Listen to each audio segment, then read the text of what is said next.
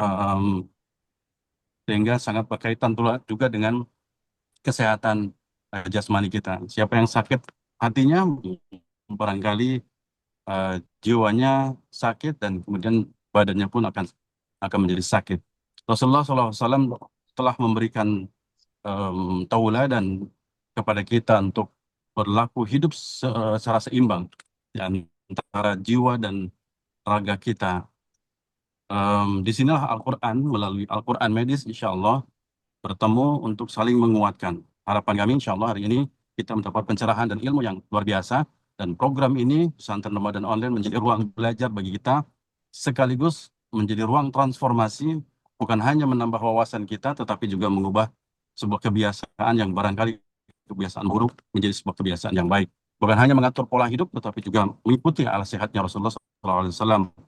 Juga tetapi eh, em, bisa mengamalkan apa yang bisa kita peroleh pada hari ini di kehidupan kita sehari-hari. Semoga setelah program ini kita menjadi sama-sama menjadi orang-orang yang disiplin, lebih sadar pada kesehatan, lebih kuat ibadahnya, semakin sehat diri kita, maka itu akan mendorong pada baiknya ibadah kita dan juga kita respect dan bermanfaat bagi orang sekitar. Kami terima kasih tentunya penghargaan sebesar-besarnya, setinggi-tingginya kepada Akhuna Dr. Agus yang telah berkenan berbagi ilmu, berbagai eksperimen, bagi pengalaman dan perspektif medis yang terintegrasi dengan ilmu Al-Quran. Ini semoga menjadi ilmu yang uh, bertambah bagi kita semuanya dan tentu bagi Dr. Aziz menjadi amal jariah yang terus mengalir bagi beliau. Seluruh peserta selamat mengikuti pesantren Ramadan.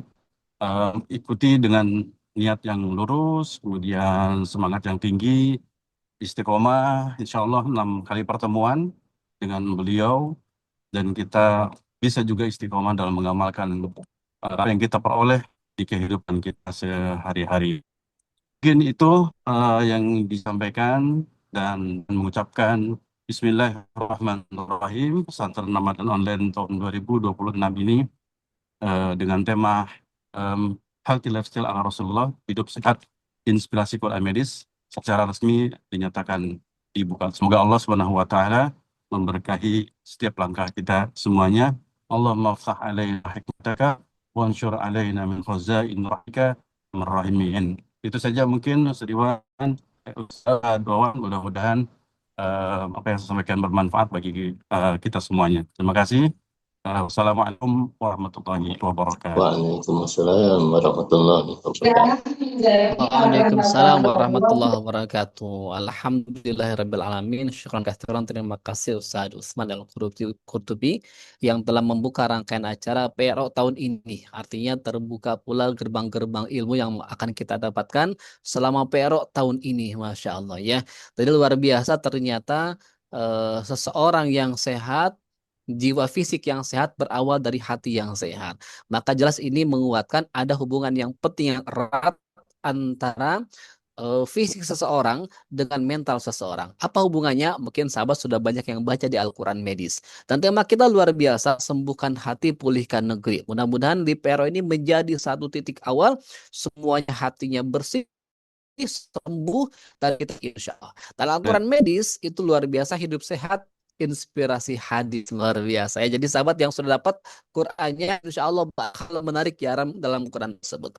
Oke, tadi kita Pak Ustadz menyampaikan bahwa ada erat hubungannya antara fisik dan juga mental seseorang, dan semua sudah banyak dikupas dalam Al-Quran medis. Nah, mungkin pada bertanya siapa sih Al-Quran yang menghadirkan Al-Quran medis tersebut. Nah, pagi ini kita akan banyak mengenal dan juga banyak mendapatkan ilmu dari beliau langsung. Jadi Quran Cordoba menghadirkan pembicara yang luar biasa. Memang beliau yang meracik meramu materi-materi dalam Al-Quran medis tersebut. Siapakah pembicara pada pagi hari ini?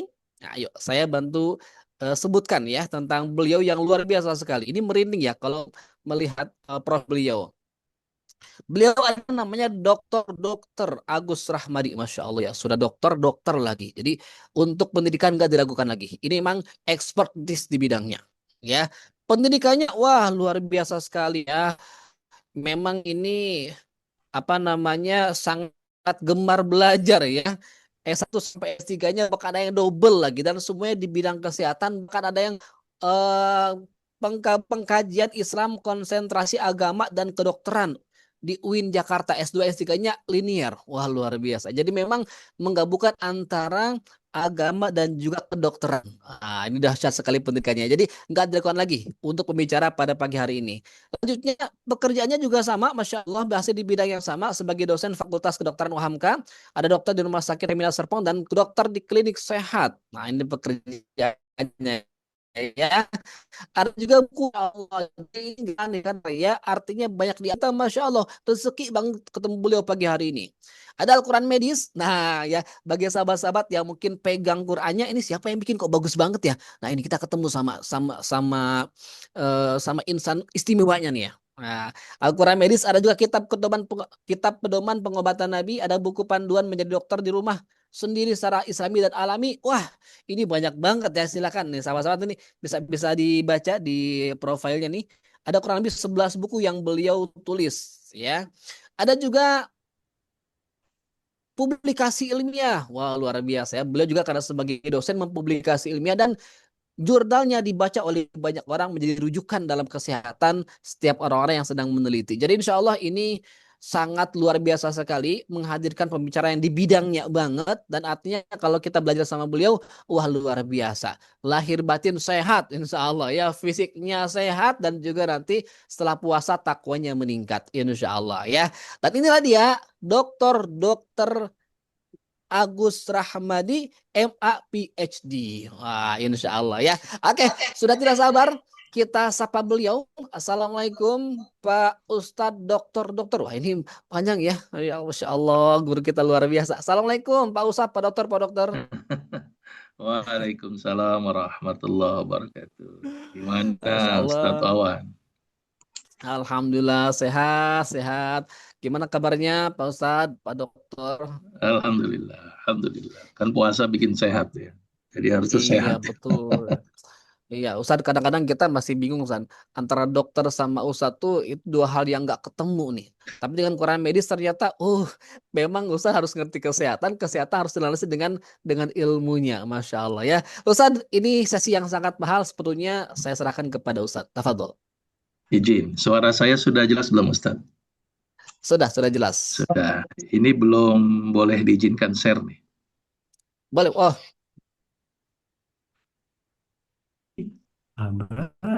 Bangunnya share screen. Oke, share screen.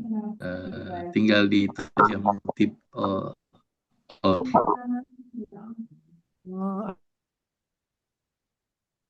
Ya, boleh dicoba, Ustadz. Tafadhol.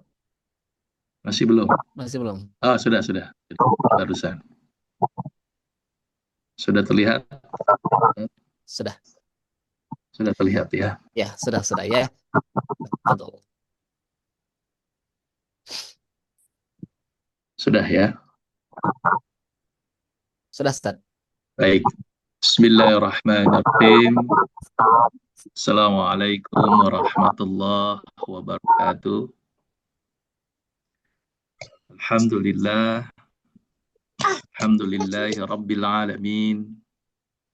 Alladzi khalaqal mauta wal hayata liyabluwakum ayyukum ahsanu amala.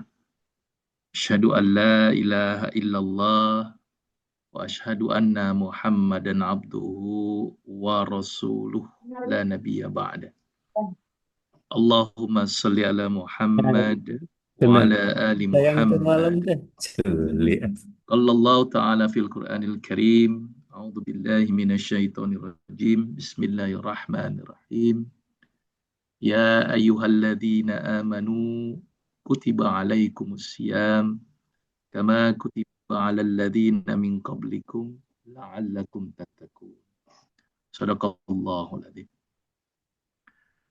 Yang saya hormati Ustadz Usman selaku Presdir, Ustadz Wawan selaku moderator, dan juga di sini banyak para ustadz-ustadz, para kiai ya yang saya hormati.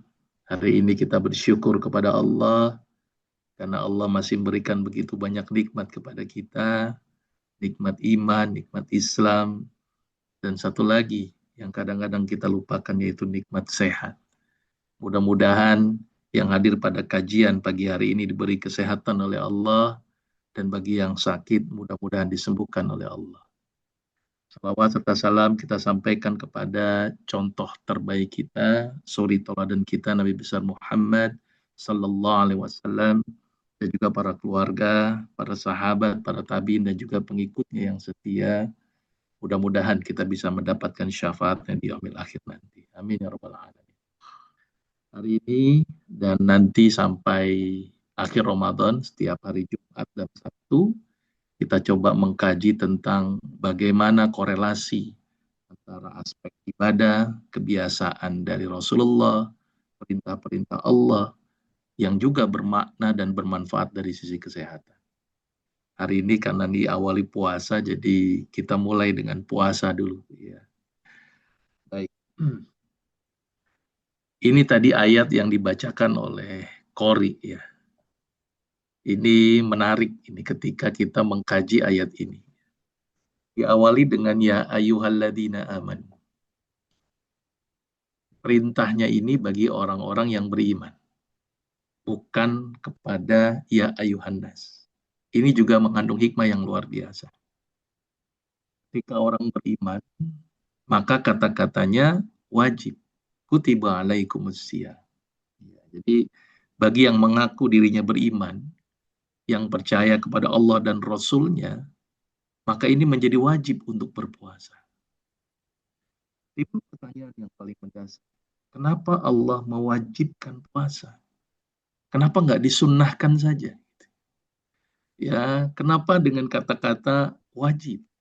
Ini timbul pertanyaan yang cukup besar.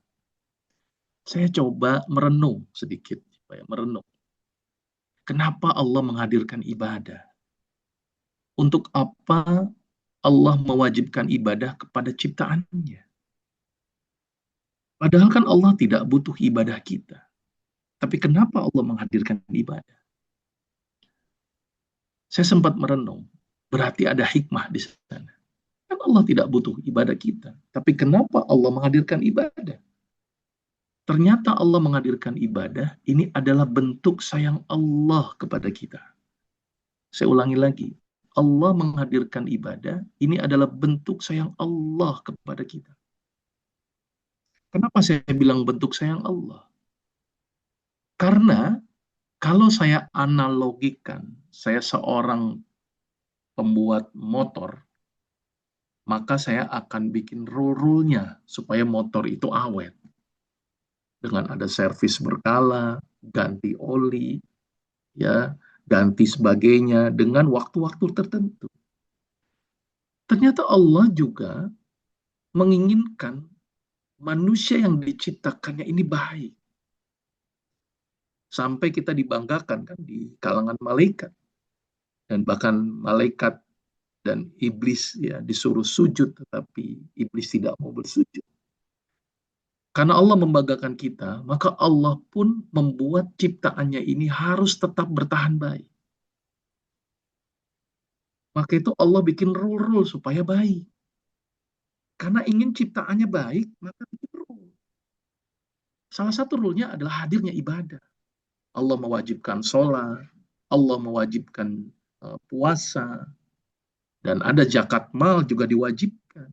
Ternyata rule ini tidak lain, bukan untuk Allah.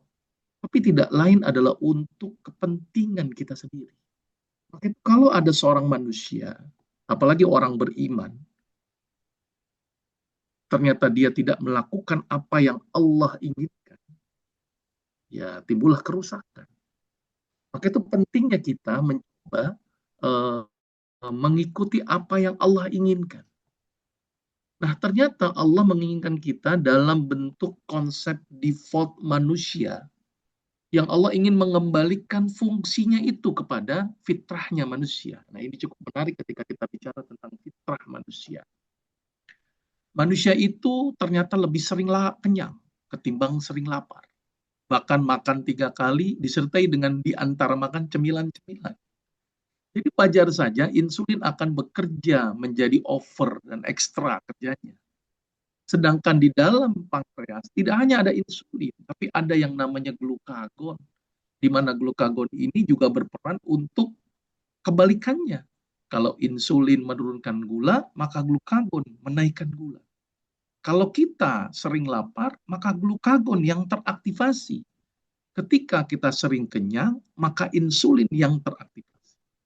Maka itu orang yang terlalu banyak kenyang, maka akan potensinya banyak. Diabetes, terus kemudian obesitas. Tapi orang yang lapar diseimbangkan dengan kenyang dan lapar. Itu ternyata bermanfaat dari sisi kesehatan. Dalam ayat ini pun juga dilanjutkan. Walaupun wajib, Allah Maha Penyayang. Tapi boleh nih pada orang-orang yang sakit atau orang dalam perjalanan.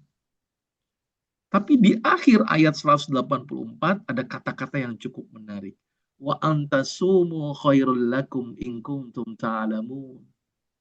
Ya. Kan lanjutannya boleh nih diganti di hari lain atau membayar fidyah, gitu kan? Tapi terakhirnya dibikin kata-kata berpuasa lebih baik bagimu jika kamu mengetahuinya. Padahal kalau kita lihat urutan-urutan begini kan, wajib, terus kemudian diberi keringanan ya bagi yang tidak bisa puasa, khususnya orang yang sakit gitu ya, atau dalam perjalanan, tapi dilanjutkan. Sebenarnya puasa bagus loh jika kamu mengetahuinya. Nah, ini menarik untuk kita pelajari. Kenapa puasa ini bagus untuk aspek kesehatan dan pentingnya puasa. Ya, kalau maintenance minimal Senin Kamis. Tapi kenapa di bulan Ramadan dibikin full? Karena kalau yang namanya sunnah ada yang jalan, ada yang enggak. Maka itu Allah harus mewajibkan. Ini salah satu bentuk maintenance Allah kepada kita.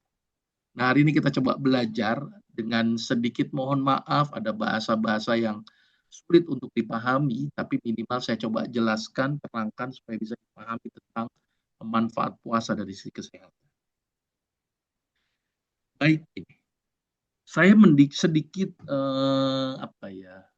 mencoba ngerangkum dulu gitu ya, secara gambaran besarnya. Target puasa kita apa? La'allakum tattaqun. Targetnya itu takwa sebenarnya. Itu dari sisi dimensi teologis. Tapi ternyata dari sisi kesehatan atau fisiologis, itu ternyata memulihkan metabolisme tubuh kita. Nanti kita terangkan lebih detail lagi. Bahkan dari sisi psikologis, ya itu melatih mental kita. Dan dimensi sosialnya juga akan mendisiplinkan kita. Nah, maka itu puasa itu sebagai jalan kembali kepada Allah, jalan kembali kepada fitrah tubuh kita. Baik, kita akan coba kaji satu persatu. Tapi sebelum saya masuk apa manfaat puasa, sedikit saya sampaikan bahwa ternyata ada sebagian orang yang di bulan Ramadan malah jadi masalah. Ini sebagian saja ya. Mudah-mudahan nggak semuanya di sini ya. Saya ini praktek di bulan Ramadan gitu ya. Itu harusnya sih nggak terlalu rame, tapi kok jadi rame gitu ya. Apalagi banyak penyakit-penyakit yang memang menjadi favorit di bulan Ramadan ya. Salah satunya penyakit mah itu ya, itu favorit itu di bulan Ramadan itu. Maka itu iklan obat mah ini menjadi sangat banyak di bulan Ramadan ya. Jadi yang datang itu mah ya. Nggak ada yang pah itu mah semua ya. Ternyata ini ada sebagian bermasalah. Apakah puasanya yang salah? Nah, ini yang harus kita coba bahas. Sebetulnya bukan puasa yang bermasalah, tapi ternyata pola puasa kita yang tidak benar. Mohon maaf. Ini saya coba membayangkan makanan gitu ya, tapi jangan dibayangkan. Cuma sebagai ilustrasi saja. Lihat kalau kita berbuka puasa, ini sederhana. Kadang-kadang kita mulai dengan, mohon maaf, gorengan plus cabai, ya, kolak, minuman dingin. Ini 3 sampel saja. Kalau kita analisis, perut kita dalam keadaan kosong. Tapi dipaksa dengan makanan-makanan yang merangsang lambung untuk produksi itu asam lambung. Tadi cabai, terus kolak, ada santan, ada susu kadang-kadang. Ya, terus minuman yang dingin langsung. Apa dampaknya? Wajar saja timbul permasalahan. Padahal Rasulullah mencontohkan kita berbuka dengan kurma. Kenapa kita tidak pakai kurma dulu? Nah, ini contoh yang sederhana. Jadi cara buka kita yang salah yang menyebabkan permasalahan di bulan Ramadan. Atau mungkin, mungkin juga ini karena pikiran kita yang salah. Menjalankan puasa Ramadan hanya karena alasan tidak enak. Padahal targetnya harusnya takwa. Berarti menjalankan puasa Ramadan harusnya itu karena Allah. Bukan karena nggak enak, bukan karena apapun. Cuma satu. Karena Allah. Harusnya begitu. Nah, ini permasalahan-permasalahannya. Salah satu juga ngantuk. Nah, ini favorit ini ya. Saya kalau ngisi kajian-kajian zuhur itu ya. Di masjid-masjid itu penuh itu masjid. Kalau di bulan lain nggak penuh. Di bulan Ramadan penuh. Saya cukup bingung kenapa di bulan Ramadan penuh. Ternyata penuh sama orang yang tidur gitu. Penuh sama orang yang tidur. Ya, karena mungkin warung tutup, dia puasa, nggak bisa kemana-mana, udahlah di masjid aja paling enak. Nah, ini yang menjadi masalah. Tapi timbul pertanyaan, benar nggak sih puasa ini bikin ngantuk, bikin loyo, bikin lemah, bikin lesu? Harusnya sih tidak. Buktinya apa? Ketika Rasul perang Badar, ya, itu coba kita lihat, itu dalam kondisi puasa. Kalau puasa itu bikin loyo, bikin lesu, bikin lemah, harusnya perangnya susah itu. Nah, ini menunjukkan bahwa ternyata puasa harusnya nggak loyo, nggak lemah. Tapi puasa itu bikin kuat terus. Ini saya akan coba detail lagi kenapa puasa bikin kita kuat. Ya, tapi banyak orang ngantuk di siang hari, memang banyak faktor.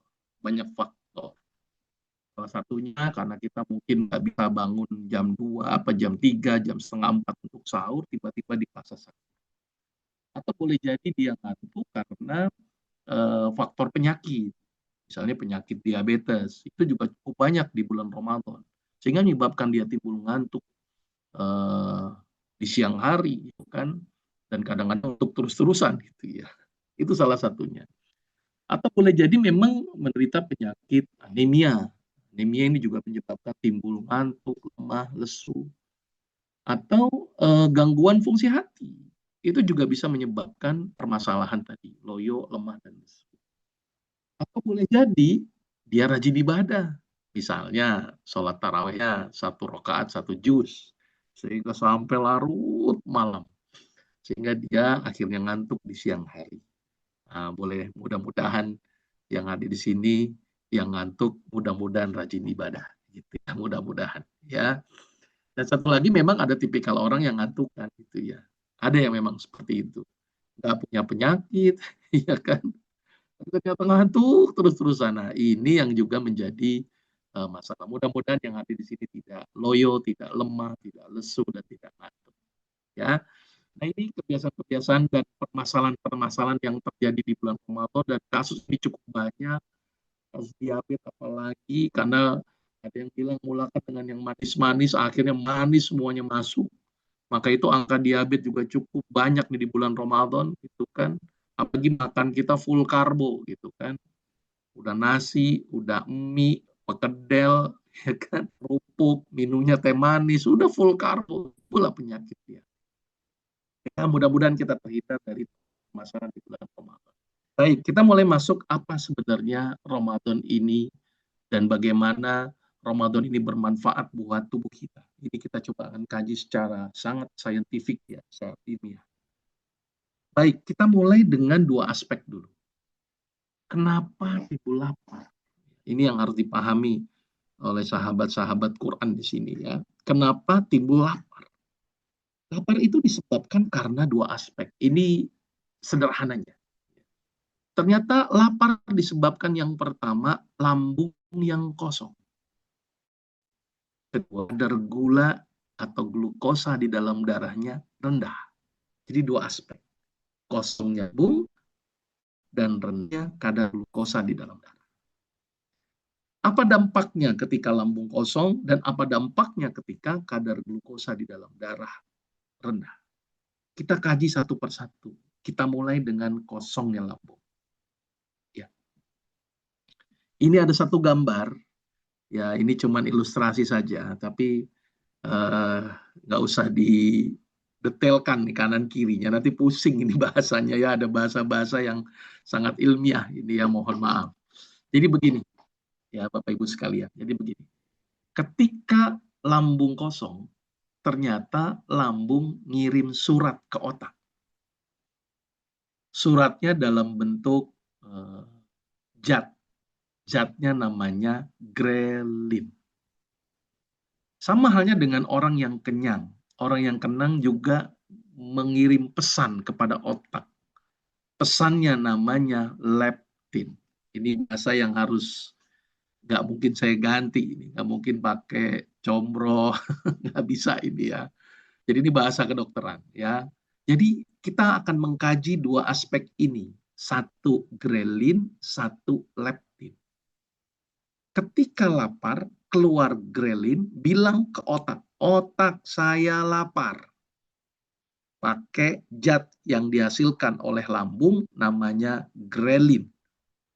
Ketika dia lapar, otak akan berusaha mencari makan.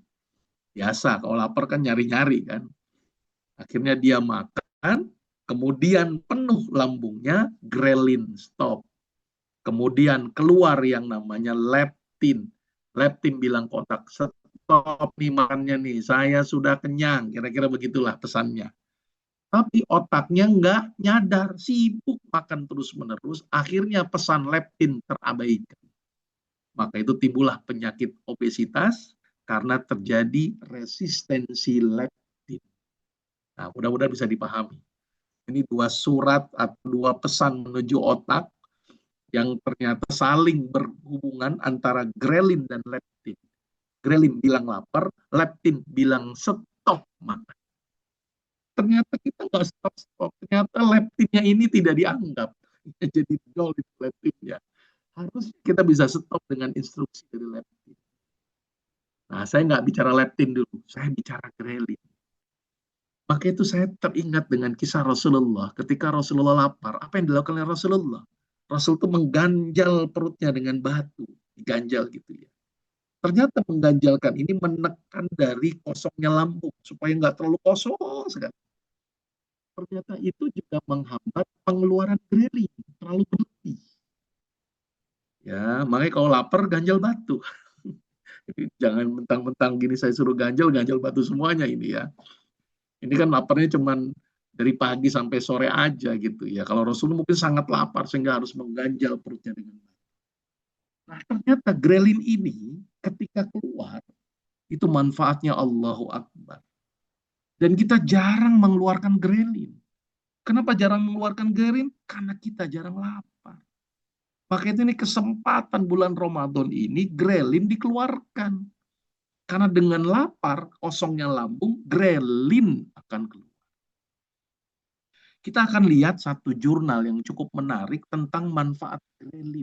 Kita lihat di sini. Mudah-mudahan tabelnya bisa terlihat ya, jelas ya. Karena penyakitnya banyak di sini, tapi ini gambaran secara garis besar saja. Yang pertama, ternyata grelin itu bisa mereduksi peradangan di otak. Ya, jadi ada peradangan di otak namanya mikroglia itu direduksi. Sehingga, nah ini kalau kita ngelihat sebelah kanannya, ini panjang ya, tapi saya nggak akan bicara selalu detail.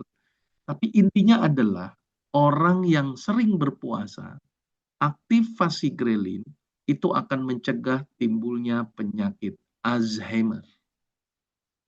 Wah, keren ini. Jadi puasa menghambat tua. Menghambat ya. Kalau tua pasti ya. Tapi menghambat ya. Maka itu pentingnya orang-orang yang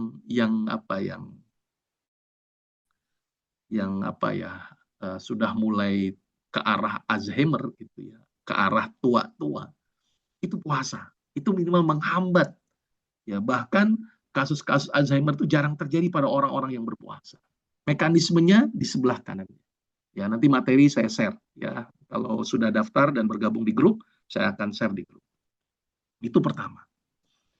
Yang kedua yang cukup menarik perhatian saya, ini menarik luar biasa, ternyata grelin mampu mereduksi terjadinya aterosklerosis. Apa itu aterosklerosis? Dinding pembuluh darah yang menebal akibat tumpukan plak. Kok bisa plak itu dihancurkan? Padahal logiknya itu plak nggak bisa dihancurkan. Karena letak plak di bawah dinding pembuluh darah. Jadi obat itu lewat pembuluh darah, sedangkan dia letaknya di balik dinding pembuluh darah. Maka itu dalam konsep penyakit jantung koroner, itu kalau orang ada plak, itu ring atau dipas. Tapi unik dengan puasa. Ini kalau kita ngelihat tentang efek aterosklerosis. Ini kalau kita lihat di sini, saya coret-coret ya. Nah, lihat di sini. Ini ada aterosklerosis. Lihat kalau kita lihat di sini. Grelin, reseptor agonis, itu akan meningkatkan kolesterol removal. Caranya bagaimana? Ini. Aktivasi makrofag. Waduh. Sehingga akan mereduksi plak di dalam pembuluh darah. Oke, ya, saya akan terangkan sedikit.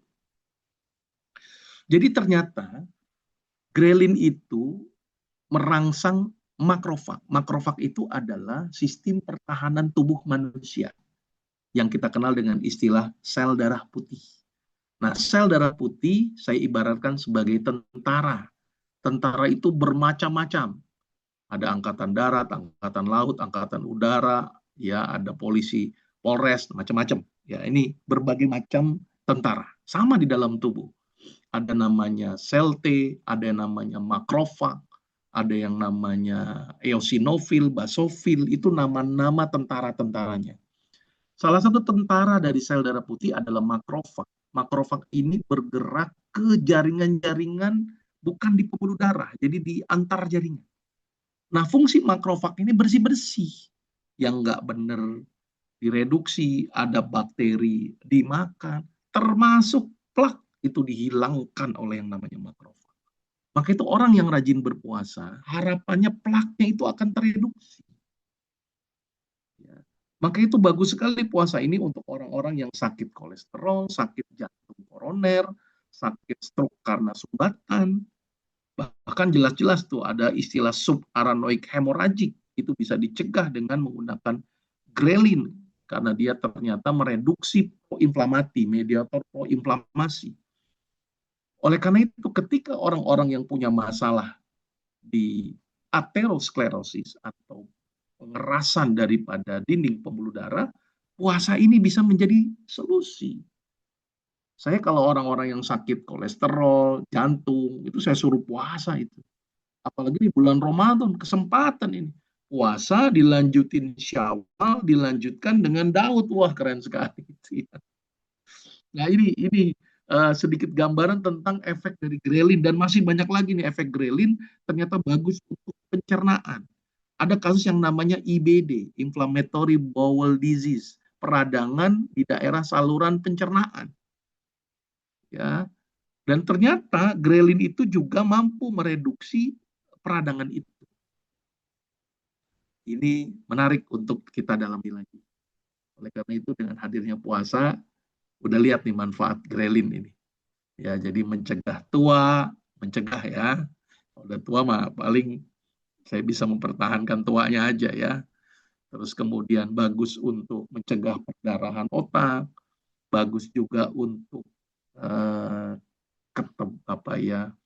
kekerasan daripada dinding pembuluh darah, dan satu lagi bagus untuk kasus pencernaan. Maka itu beruntunglah lapar. Nah, biasanya mulai grelin itu keluar sekitar jam 12 ke atas tuh. Sudah mulai lapar-lapar grelin keluar tuh. Kalau pagi ini kayaknya masih penuh semua. Jadi grelin belum keluar ini. Ini mungkin masih leptin untuk nyetop makan gitu. Baik, ini manfaat grelin. Mudah-mudahan sahabat-sahabat Quran di sini bisa memahami tentang manfaat daripada grelin. Jadi pulang ini nanti udah di rumah ya ini ya. Jadi nanti ingat nih ya kata-kata grelin leptin. Ini ilmu yang pertama. Baik, yang kedua ya. Tadi kan karena kosongnya lambung. Ternyata orang yang lapar juga disebabkan karena kadar gula di dalam darahnya rendah. Nah, ini yang kita coba kaji lagi. Mudah-mudahan materi pagi ini ribet, tapi mudah-mudahan bisa lebih saintifik ilmiah gitu ya, bahwa Allah itu kan meminta kita untuk berpikir, afala ya'qilun, afala tatafakkarun gitu ya. Kenapa kok Allah nyuruh puasa? Ternyata efeknya luar biasa dari sisi kesehatan. Coba kalau kita lihat diagram ini ya. Mudah-mudahan bisa terlihat ya. Mungkin bahasanya agak sulit ya, tapi mudah-mudahan ini bisa dipahami. Baik, ini kita lihat. Ketika orang kenyang, ini gulanya tinggi di dalam darah. Ternyata orang yang kenyang, Allah kasih satu senjata.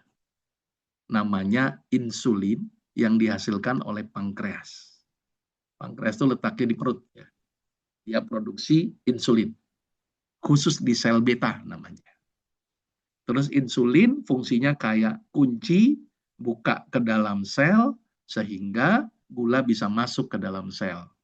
Bisa sel otot, sel lemak gitu ya. Kan dalam tubuh kita kan ada sel dan sel itu butuh makan. Nah, salah satu makanan yang dipakai untuk tenaga dia, untuk sebagai sumber dia mau bekerja, ibarat mobil perlu bergerak, perlu bensin, maka sel bisa bergerak, perlu yang namanya glukosa. Nah, ketika orang yang diabetes, insulinnya udah nggak berespon, sehingga glukosanya nggak diserap. Jadi selnya lapar terus-terusan, tapi nggak bisa masuk itu gulanya. Itu pada orang-orang yang diabetes. Ada orang yang sering kenyang terus-menerus, bahkan overload kelebihan glukosanya, akan timbul yang namanya resistensi insulin. Jadi selnya nggak bisa nerima lagi karena udah penuh sama gula. Gitu. Itu kenapa Islam mengajarkan kita jangan berlebih-lebihan kan, wakulu washrobu walatusrifu, makan dan minum tetapi jangan berlebihan. Karena kalau berlebihan akan berdampak timbulnya resistensi. Jadi ibarat gudang udah penuh, ada gula nggak bisa masuk lagi, udah nggak muat gitu, bahkan menyebabkan lubang pintunya dol karena kelebihan gula. Nah ini istilah awamnya seperti itu. Ternyata orang yang kenyang, Allah kasih senjata yang namanya insulin. Coba kalau kita lihat orang yang lapar, nah ini orang yang lapar, gitu ya, kadar gulanya di dalam darah rendah.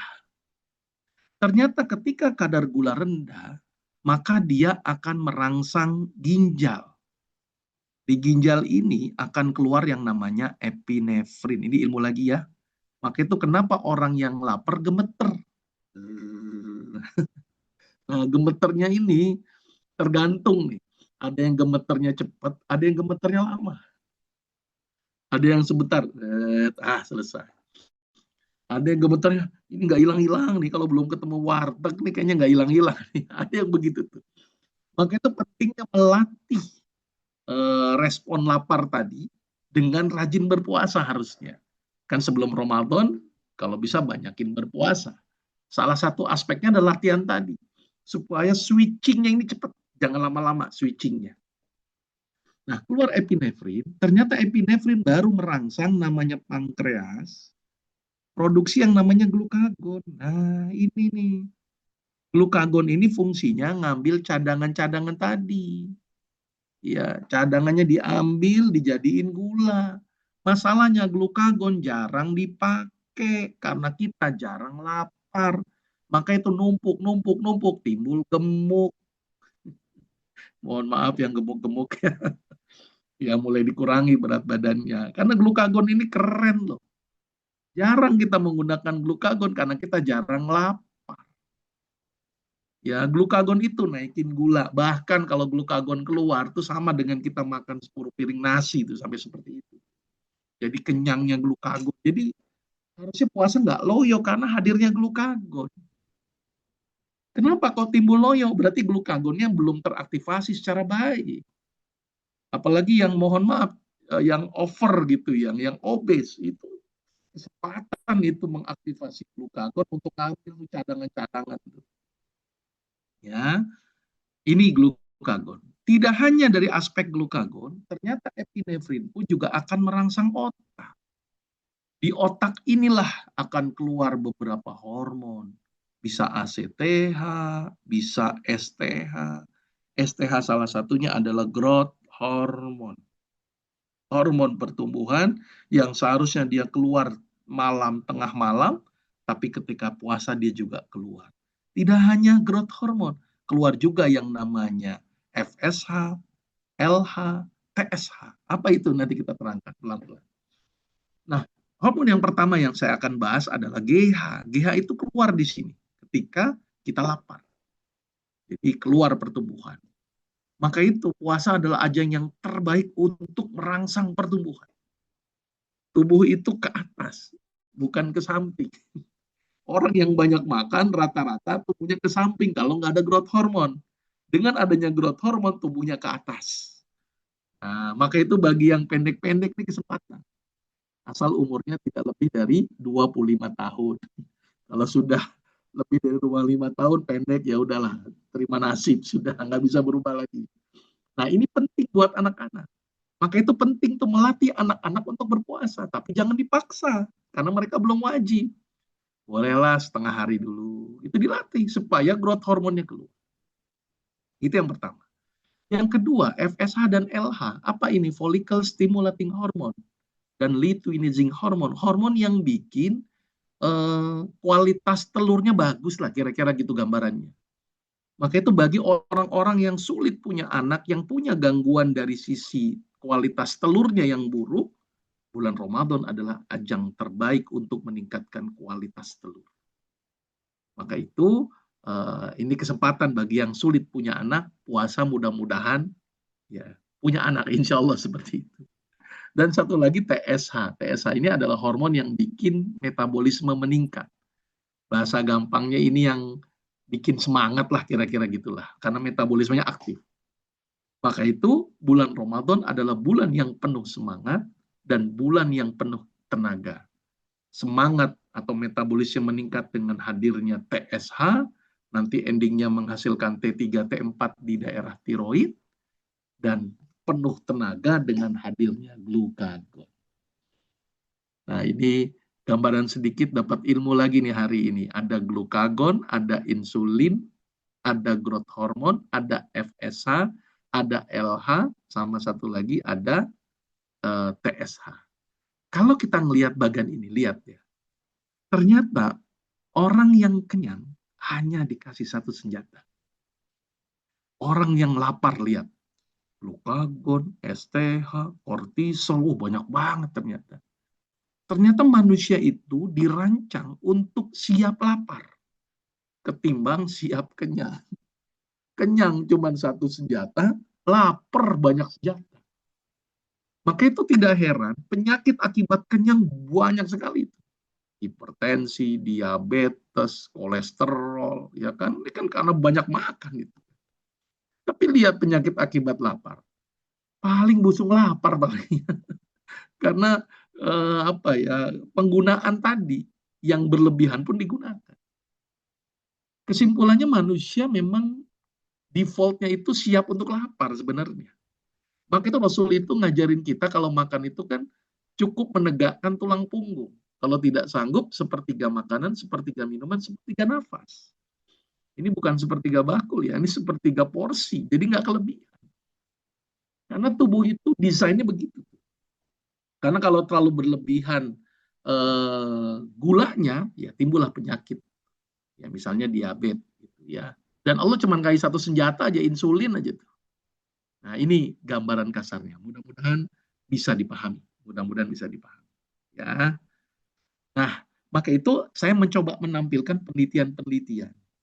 Ternyata tadi yang hubungannya dengan FSH dan LH itu dilakukan penelitiannya di ayam. Jadi ada peternakan ayam, petelur, dia sudah tidak bertelur lagi. Kemudian ayam itu disuruh puasa selama kurang lebih 10 hari. Apa yang terjadi? ternyata 75% dari populasi ayam yang tidak bertelur lagi, itu bertelur kembali. Ini pada ayam nih ya, ini pada ayam. Dan ayamnya nurut lagi disuruh puasa 10 hari. Ini kalau ada orang nggak mau puasa, malu sama ayam ini. Nah 10 hari ternyata bertelur lagi. Nah itu penelitiannya. Ya ini penelitiannya saya tampilkan, walaupun ini sederhana aja penelitian saya nulisnya ya. Nah ini. Jadi 75% populasi ayam bertelur kembali. Ini penting juga Pak ayam disuruh puasa untuk bertelur kembali penelitian. Ya. Nah ini juga menarik. Ya. Ustadz Wawan, saya sampai jam berapa? Saya takutnya kelewatan. Tolong diingatkan Ustadz Wawan. Coba kita lihat lagi di sini. Ya, Ustadz Wawan masih nyambung ya. Baik. Ini adalah sel. Jadi bagian tubuh terkecil kita namanya sel. Ini saya contohkan sel saraf. Jadi tubuh ada organ, ada sel. Mungkin sudah paham ya sel itu. Nah, sel itu membutuhkan glukosa. Glukosa itu masuk ke dalam sel bareng dengan oksigen masuk dalam satu organel sel namanya mitokondria. Nah, ini rimu lagi nih buat sahabat Quran semuanya. Ya, ada mitokondria, ya. Mitokondria ini terkenal sebagai dapurnya sel. Jadi sel itu punya dapur. Dapur ini fungsinya adalah menghasilkan tenaga supaya sel bisa melakukan aktivitasnya. Apakah aktivitas membelah, apakah selnya memproduksi sesuatu. Nah, itu butuh sumber bahan baku. Salah satunya adalah glukosa dan oksigen. Glukosa, oksigen masuk ke dalam dapurnya sel yang namanya mitokondria, kemudian dia menghasilkan energi, namanya ATP, energi. Tapi ternyata selain energi, dia menghasilkan radikal bebas. Saya ibaratkan mobil, diisi bensin, mobilnya bergerak, timbul asap mobil.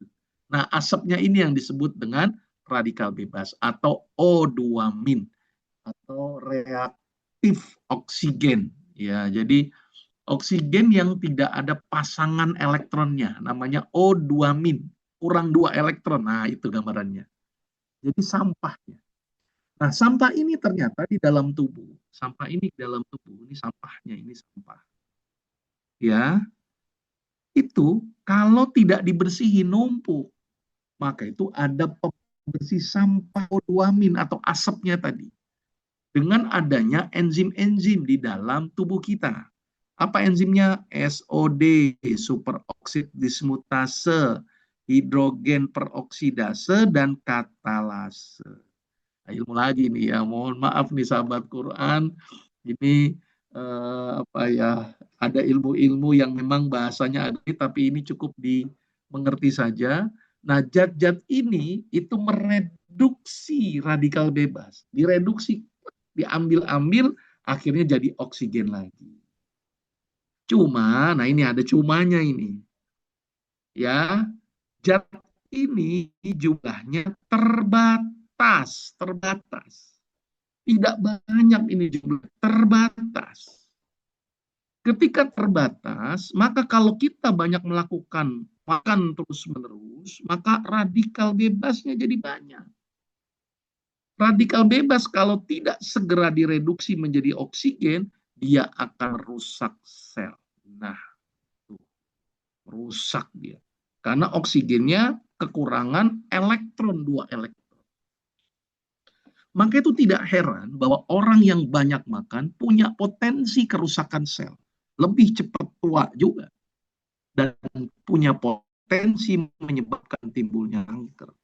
Benar-benar kanker dan juga kanker kantong kering karena makan terus-terusan. Jadi ruginya banyak. Maka itu orang yang banyak makan menghasilkan radikal bebas dan radikal bebas ini yang akan menyebabkan kerusakan pada sel. Oleh karena itu ketika kita lapar, maka energi yang harusnya dari glukosa dan oksigen tidak ada. Maka si sel nyari bahan baku untuk dia bisa aktivitas. Bahan baku ini yang mereka cari di sekitar selnya, ya, atau bahkan di selnya sendiri, difagosom, dimakan, dipakai. Maka itu ada satu proses yang namanya autofagi. Itu yang akan saya terangkan nanti. Apa itu autofagi? Tapi di sini saya menunjukkan bahwa puasa itu bagus untuk mereduksi radikal bebas. Radikal bebas itu bukan hanya dari luar, ternyata radikal bebas terbanyak itu dihasilkan oleh tubuh ketika tubuh itu selalu kenyang, banyak makan, sehingga timbullah radikal bebas. Dan ini adalah konsep dasar. Kalau radikal bebas banyak, sel banyak yang rusak. Maka itu ada satu penelitiannya, ini cukup menarik penelitiannya, tentang bagaimana efek puasa terhadap umur. Jadi ada seorang peneliti dari Rusia meneliti tentang efek puasa. Jadi dibikin, walaupun ini pada tikus ya, tadi pada ayam, sekarang tikus ini. Jadi tikus itu dibikin 5 kelompok oleh peneliti ini. Kelompok pertama dipuasakan Senin Kamis. Kelompok kedua Nabi Daud, orang iseng emang ini. Kelompok 3 puasa setiap hari, buka, sahur. Kelompok keempat puasa setiap hari tapi nggak buka, nggak sahur. Kelompok kelima dikasih makan yang enak. Ini keren nih penelitiannya. Ternyata tikus yang puasa setiap hari, nggak buka, nggak sahur, itu mati ternyata. Karena memang nggak makan. Sedangkan tikus yang puasa setiap hari seumur hidupnya, buka sahur, maka itu kenapa dalam Islam itu tidak ada puasa setiap hari setelah bulan Ramadan. Paling banter Nabi Daud. Tapi dicoba nih, tikusnya puasa setiap hari seumur hidupnya, umurnya tidak lebih dari 1 tahun. Sedangkan tikus yang dikasih makan enak-enak, umurnya lebih panjang, 2,5 tahun. Tapi lihat yang dipuasakan, umurnya 4 tahun. Yang paling lama yang Nabi Daud, 4 tahun 3 bulan. Nah itu yang menunjukkan bahwa ternyata puasa bikin panjang umur, karena radikal bebasnya sedikit. Radikal bebasnya sedikit, semakin dikit, makin tidak merusak, karena nggak ada yang merusak sel. Maka itu penelitian ini luar biasa bahwa ternyata puasa bikin panjang umur pada tikus. Ya, ini tikus ya. Tapi secara teoritisnya tadi sudah saya terangkan di mekanismenya tadi. Ini juga penelitian sel kanker yang disuntikan, kemudian tikusnya dipuasakan, sel kankernya nggak berkembang, diem aja. Kelaparan itu sel kanker. Ya kan, sel kanker itu adalah sel yang rakus, sehingga ketika dia tidak makan, maka rakusnya. Jadi yang kalau ibaratnya ini ada 2 orang, satu rakus, satu nggak rakus, nggak dikasih makan. Yang mati duluan yang mana? Pasti kan yang rakus kan, mati duluan. Maka itu penelitiannya di tikus juga bahwa sel kanker ternyata juga menyebabkan kematian karena memang makanan tidak bisa dia gunakan untuk pertumbuhan. Nah ini penelitian.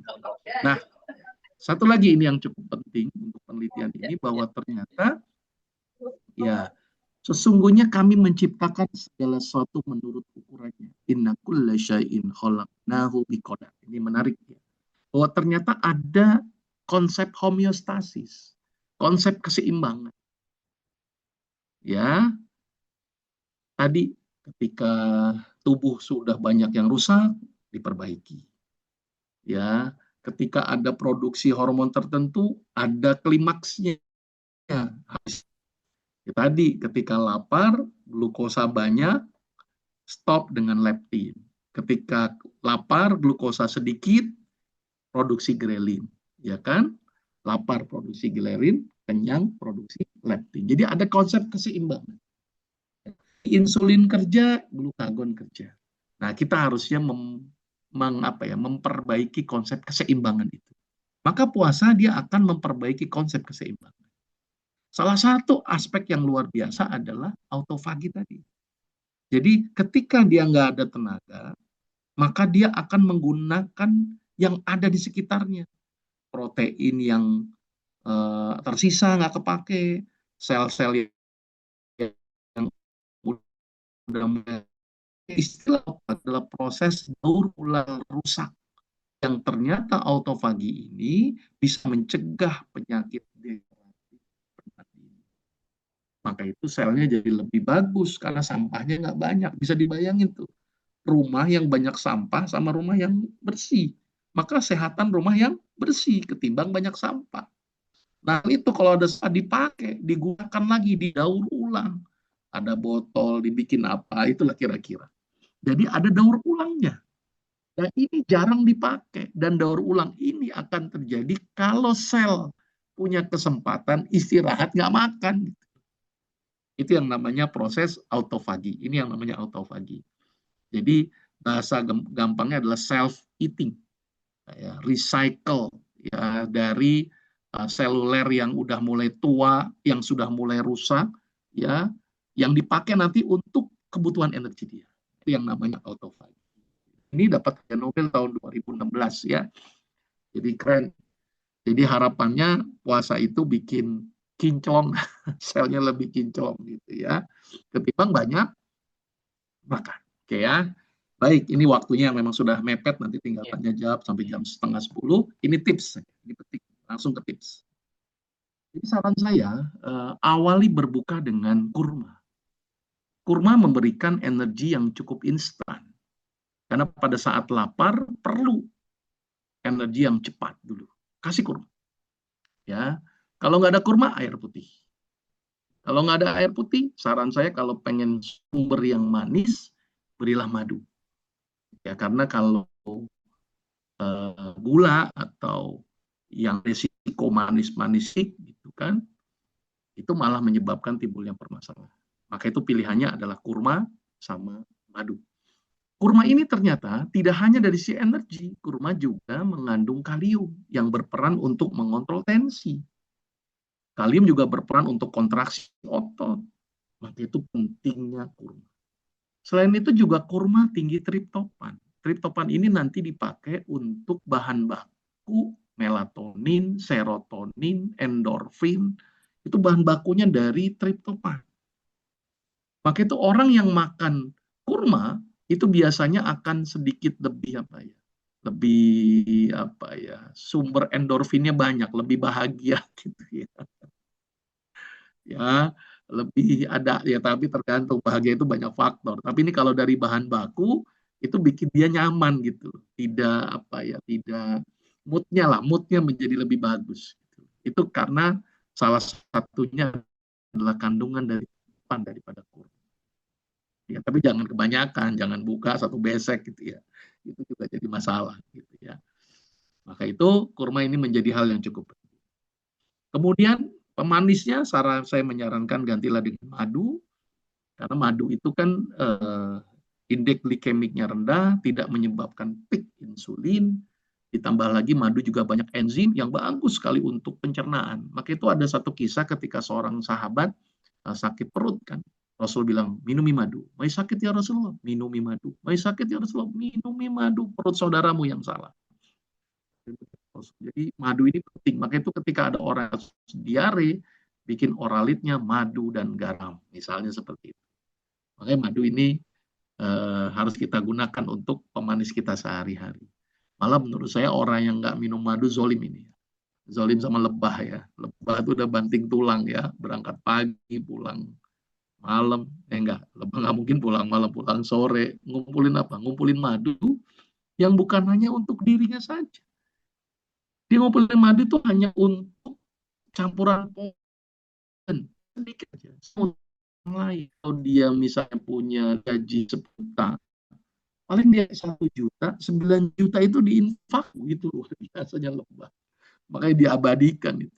Nah, kita 2,5%-nya susahnya minta ampun ya, apalagi kayak lebah 9 bagian kan. Nah, itu luar biasanya lebah. Nah, mudah-mudahan kita di bulan Ramadan ini menjadi hamba-hambanya Allah yang seperti lebah ya, banyak sedekah. Nah, terus kemudian ketika berbuka, saran saya begini, beri adaptasi perut dulu, adaptasi perut. Jadi sedikit dulu kurma air putih. Saran saya sholat langsung.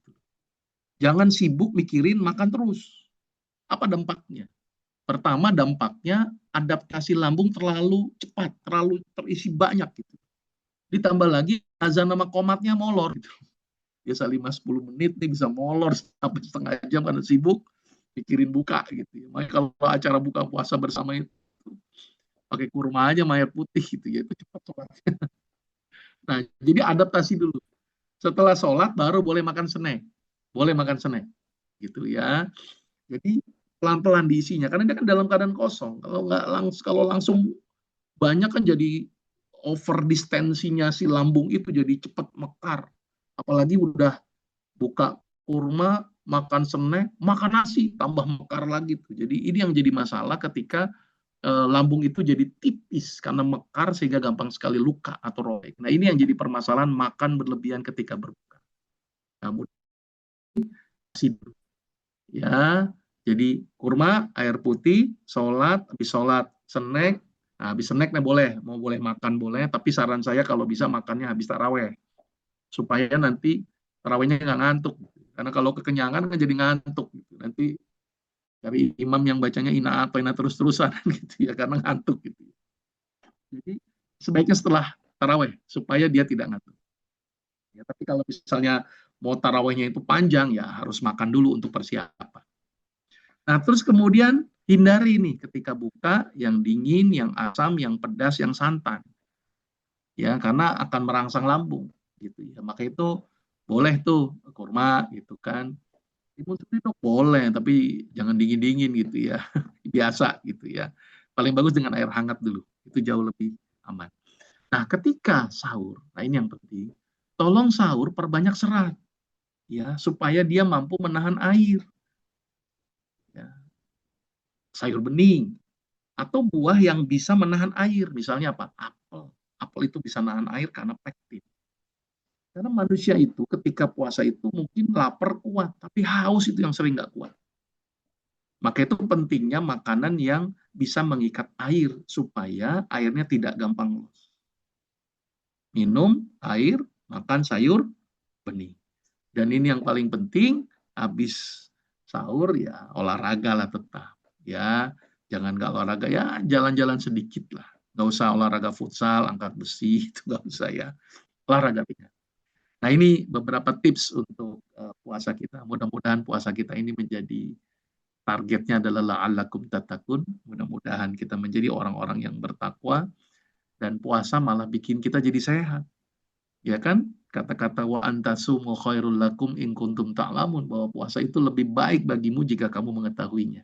Nah, hari ini sudah mengetahuinya, mudah-mudahan puasanya jadi benar gitu loh. Jadi lebih sehat, bukan malah jadi sakit. Mudah-mudahan bermanfaat buat sahabat Quran di sini semuanya, dan mudah-mudahan kita semakin dekat nih dengan Quran ya, karena Quran ini merupakan petunjuk kita ya. Dalikal kitabul la raiba fi hudal lil muttaqin, petunjuk bagi orang-orang yang bertakwa. Mudah-mudahan bermanfaat. Mohon maaf Mas Wawan nih ya, Ustadz Wawan, saya kelewatan kayaknya nih ya, sampai 9:30 saya jawabnya jadi terbatas ini. Saya akhiri, Assalamualaikum warahmatullahi wabarakatuh.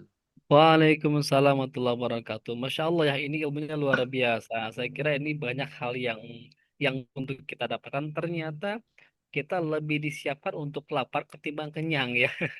Ini yang kadang-kadang kita tuh khawatir kalau nggak makan, Ustaz. Kita khawatir kalau nggak makan. Padahal kita lebih siap kalau kita mungkin nggak selalu makan gitu ya. Masya Allah, ini ilmu yang luar biasa. Terima kasih Ustadz atas paparan materinya yang sangat bermanfaat untuk puasa kita. Ini alhamdulillah berpuasa kedua atau ketiga. Kita punya puasa mungkin masih banyak, masih panjang, jadi bisa kita praktekkan. Baik Ustadz, izin ini ada pertanyaan. Mungkin saya ambil yang korelasinya sangat tepat. Ada dua pertanyaan yang saling menguatkan. Pertama dari Pak Patonis dan dari Ibu Esti Siti Mahmudah. Saya rangkum saja. Ustadz, ada anggapan kalau lapar itu ternyata rentan kena sakit mah. Nah, ini seperti apa hubungannya? Terus yang kedua, kalau sering lapar, kalau banyak lapar dibanding kenyang, berat badannya nggak ideal. Ah, bagaimana, Ustadz nih, tentang dua hal ini ya? Tafadhol, silakan Ustadz. Baik, baik. Saya ulangi lagi ya. Tidak ada istilah gitu ya bahwa puasa bikin sakit mah. Ya, Yang sakit mah itu terjadi karena nih ya, ini penting nih.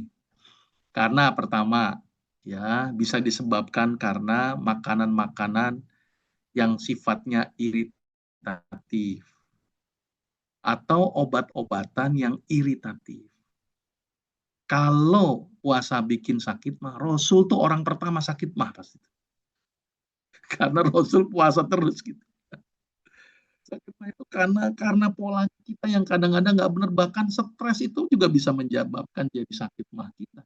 Lambung kita itu nggak bener gitu, rusak gitu. Dan puasa sebenarnya tidak merusak lambung sebenarnya. Yang ada stres malah merusak lambung. Maka itu sebenarnya kunci ya, kalau mau aman lambung kita, lagi lapar nih, tolong jangan stres. Karena kalau stres asam lambung keluar banyak, itu yang bikin iritatif. Maka itu kunci untuk hidup sehat sebenarnya satu, qalb kita dibenarkan. Ya kan? Inna fil jasadi mudghah. Idza salahat salahal jasada kullu. Wa idza fasadat fasadal jasada kullu ala wahyal qalb. Lihat di situ. Kata-kata qalb disandingkan dengan jasad. Kenapa enggak qalb dengan amal? Idza salahat salahal amala kullu. Kalau hatinya bagus, amalnya bagus. Hatinya bagus, jasadnya bagus. Maka itu nanti di surga itu kan kolbun salim kan, hatinya udah bagus. Makanya surga nggak ada yang sakit itu, kan hatinya bagus itu. Jadi itu dulu. Yang jadi masalah itu stresnya, makan yang nggak benar. Ketika makan berlebihan jadi mekar, ya kan itu yang jadi masalah. Itu yang harus diperhatikan. Puasa tidak menyebabkan sakit mah. Tapi, nah ini tapi, bagi orang yang sakit mah, sudah terlanjur sakit mah, kadang-kadang ada sebagian yang tidak nyaman dengan puasa.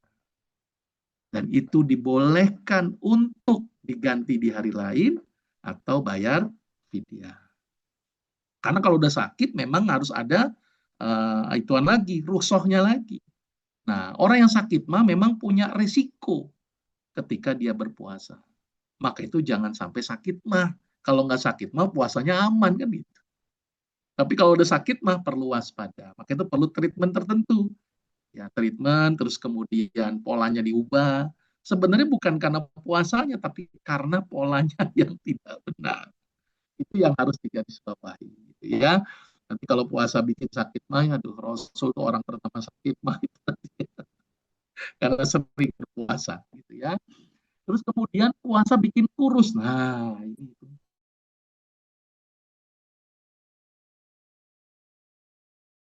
uh, puasa ada buka, ada sahur. Yang kurus, yang bikin kurus itu nggak buka, nggak sahur. Jadi kita cuman hanya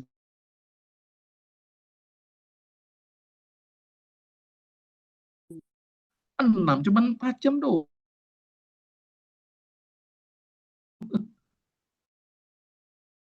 Pentingnya sahur. Rasulullah mengingatkan kita pentingnya sahur. Kayak tikus tadi tuh, kurus kering. Buka juga gemuk.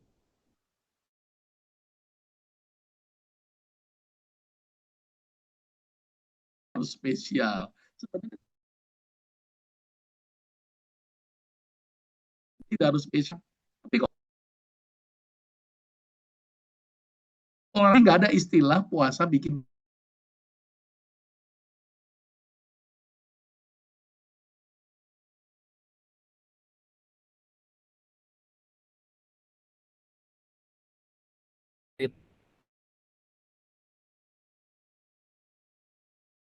sih, Masya Allah ya. Jadi kalau mungkin kan. Yang kedua ternyata puasa nggak menyebabkan juga seorang jadi kurus. Bukan itu. Tadi kalau nggak buka nggak sahur itu yang mungkin bisa jadi kurus. Jadi Orang-orang kurus ya semangat ya, bukan hal negatif dalam puasa kita ya. Masya Allah, Ustadz, ini banyak hal yang menarik, yang saya kira juga ini ilmu baru dalam ilmu berpuasa dan kayaknya kurang saja. Waktu 1 jam tuh kurang untuk kita menerima ilmu ini saja. Tapi apa boleh buat, ini waktu juga memisahkan kita, waktunya sudah habis, artinya mungkin kita harus menyudahi dulu pertemuan kita di sesi pagi hari ini. Namun jangan khawatir karena kita masih berlanjut di esok hari. Jangan sampai ketinggalan jam 8 kita mulai. Dan nanti akan banyak ilmu juga yang Pak Ustadz sampaikan buat kita semuanya agar puasanya lancar dan berkah dan tetap sehat insya Allah. Ustadz mungkin boleh memberikan closing statement ya untuk kita di sesi pertama, perdana. Ya, tafadhol Ustadz. Baik, eh, saya senang nih dengan Cordoba ya, yang mengadakan pesantren Ramadan gitu ya, yang memfasilitasi. Nah, salah satunya ini tentang puasa ya.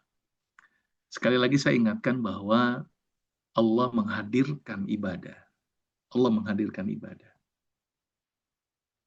Itu bukan untuk Allah loh. Ternyata ibadah itu adalah bentuk sayang Allah kepada kita. Allah saja sayang sama kita, coba. Ini kita sudah disayang, nggak mau disayangin gitu loh. Makanya kalau ada orang nggak puasa, itu sama aja nggak sayang dirinya kalau menurut saya ya. Sampai Allah bilang kata-kata kutiba alaikumusiyam, sampai wajib itu. Karena memang manusia ini harus ada sedikit dipus. Dan sekali lagi, target puasa kita ini adalah mudah-mudahan kita menjadi orang yang bertakwa. La'alakum tattaqun. Itu target kita. Itu ya, sehat bonus aja lah. Jangan ini targetnya mau sehat gitu ya, tapi sehat adalah bonus. Mudah-mudahan puasa kita hari ini lebih baik daripada puasa kita yang lalu. Assalamualaikum warahmatullahi wabarakatuh. Waalaikumsalam warahmatullahi wabarakatuh. Alhamdulillah, terima kasih Ustaz Dr. Agus Rahmati yang luar biasa sekali, ilmunya bermanfaat banget buat kita semuanya ya. Dan saya kira buat pemuda semua yang sudah memberikan pertanyaan, terima kasih. Mohon maaf pertanyaan tidak kita bacakan satu persatu karena keterbatasan waktu. Ini buktinya Ramadan tidak menghalangi kita untuk belajar, justru dengan Ramadan membuat kita haus akan belajar agar amal kita, puasa kita dengan ilmu yang bagus bisa lebih bermanfaat buat kita dan juga pahala yang berlipat ganda. Baik, terima kasih buat yang sudah menyampaikan pertanyaannya. Sekali lagi mohon maaf tidak kita bacakan satu persatu, namun jangan khawatir karena esok masih ada sesi yang sama dengan Ustadz Dr. Agus Rahmadi. Jadi jangan sampai ketinggalan untuk esok hari di jam yang sama. Jam 8 kita mulai sampai dengan waktu yang telah kita tentukan selesainya. Temanya apa? Nah, temanya tunggu esok kita akan share di grup, jangan sampai ketinggalan informasinya. Dan silakan boleh ajak sanak saudara, family. Saya kira banyak yang belum tahu manfaat puasa dan apa pentingnya belajar bersama Pak Dokter untuk pagi hari ini ya. Dan alhamdulillahnya kita mendapatkan ilmu ini di hari-hari awal. Ini baru hari kedua sama ketiga ya. Jadi tips berbukanya jangan sampai terabaikan. Kita masih panjang perjalanan Ramadan. Praktekkan tips berbukanya, praktekkan tips sahurnya. Karena itu menjadi titik awal kesehatan kita dan nanti selanjutnya ibadah amaliyahnya bisa lancar dengan fisik yang lancar juga ya. Terima kasih juga buat para sponsor yang sudah mendukung acara kita. Ada Majelis Alim Sister Filah yang sudah mensponsori acara kita dan juga Wafi, komunitas belajar Quran online. Juga terima kasih buat Quran Cordoba yang menjadi fasilitas pertemuan kita pada pagi hari ini. Dengan adanya PRO ini kita banyak menggali untuk lebih berkahnya ibadah kita. Dan terima kasih buat Ustaz Dr. Agus Rahmadi. Berkat terus ilmunya Ustaz, sehat terus badannya dan juga rizkinya berlimpah ruah mudah-mudahan dan bisa terus mengajari kita bagaimana menjadi hidup yang terbaik ala Rasulullah SAW. Baik, terima kasih buat semua bunda-bunda, ayah bunda yang sudah hadir di pagi hari ini ya. Kita sambung kebersamaan kita esok hari ya. Kita akhiri buat sesi pagi ini dengan membaca hamdalah sama-sama. Alhamdulillahirabbil alamin. Subhanaka Allahumma wa bihamdika asyhadu an la ilaha illa anta astaghfiruka wa atubu ilaik. Terima kasih, sampai jumpa besok. Saya Wan Nurani. Assalamualaikum warahmatullahi wabarakatuh. Waalaikumsalam. Izin live Ustaz. Iya, syukran Ustaz.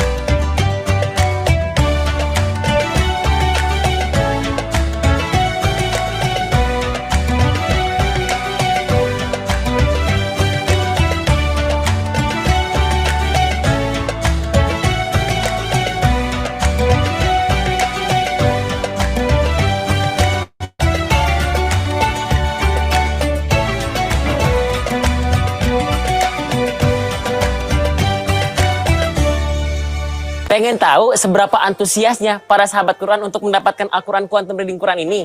Ayo simak videonya sampai beres. Bismillah, Assalamualaikum. Saya Gifari Putra, seorang afiliator dari Al-Quran Cordoba, metode Quantum Reading Quran Al-Quran QRQ. Pengalaman selama saya menjadi seorang afiliator dari Al-Quran QRQ ini, Masya Allah luar biasa. Saya merasa sangat terbantu, khususnya ketika menjelaskan terkait dengan kaidah-kaidah tajwid. Masya Allah ini lengkap sekali. Alhamdulillah, Al-Quran Quantum Reading Quran atau QRQ ini sungguh membantu banyak sahabat Quran untuk akhirnya belajar dari mulai huruf demi huruf dan sampai mahir. Kenapa? Karena dalam Al-Quran ini sudah sangat lengkap penjelasannya. Dimulai dari huruf demi huruf sampai dengan tingkatan bacaan yang sudah next level atau sudah lebih sulit. Masya Allah. Dan luar biasanya lagi, saking banyaknya orang yang antusias terhadap Al-Quran Quantum Reading Quran ini, sampai-sampai kita harus memproduksi ukuran yang besar, yaitu ukuran A4. Karena apa? Karena banyak di antara sahabat Quran yang mungkin sudah lanjut usia, atau mungkin fungsi matanya sudah kurang sempurna, akhirnya butuh Al-Quran yang lebih besar lagi. Ini sangat luar biasa, sangat membantu bagi kita baik yang mengajarkan ataupun yang belajar. Maka yuk sama-sama kita belajar menyempurnakan bacaan Al-Quran kita dengan menggunakan Al-Quran Quantum Reading Quran. Terima kasih banyak. Barakallahu fikum. Assalamualaikum warahmatullahi wabarakatuh.